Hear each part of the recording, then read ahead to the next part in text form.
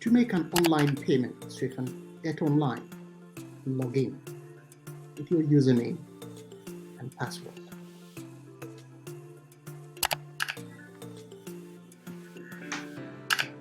Click Pay User. Enter the Swifin ID of the receiver and the amount. Select the correct source. Make sure you have entered the correct receiver. Check the amount. If paying in Lumi, you can set the local currency in which the amount is specified. The underlying payment will always be in Lumi.